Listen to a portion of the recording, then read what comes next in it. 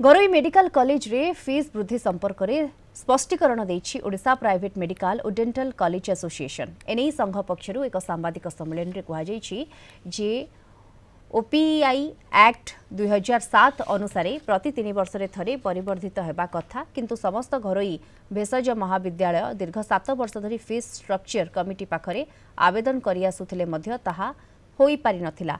ताहा एबर्ष वर्धित होईछि। सर्वोच्च न्यायालय निर्देश क्रमे ओडिशा सरकार अवसर प्राप्त विचारपति तत्वावधान में फीस स्ट्रक्चर कमिटी पुंखानुपुंख भाव तदंत कर निर्धारण कर 2025-26 जो फीस परिमाण को निर्धारण कौन घरोई भेषज महाविद्यालय निजस्व निष्पत्ति नुहे।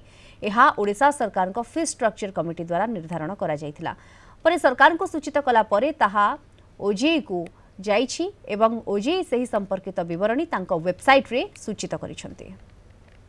फीज वर्धित करने बा फीज निर्धारण करने अधिकार अनुष्ठान केबे नथिला कि आज नाही एवं ए प्रकार मिथ्या तथ्य दबार किछि आवश्यकता नाही। जहाँ सुप्रीम कोर्ट नियम एवं राज्य सरकार फी स्ट्रक्चर जो नियम तैयारी होईछि से नियम अनुसार आमे केवल आमर आर्थिक भित्तिभूमि आवश्यकता आउ खर्च आउ व्ययर अटकल एवं तांकु धरिकी किमिति आमे अनुष्ठान को सुचारू रूपे चलई पारिबु आगु को बढ़ई पारिबु एवं प्रति वर्ष पीजी यूजी 200-300 पिला आमे राज्य सेवा को राज्यवासी को सेवा करिया पय आमे देई पारिबु।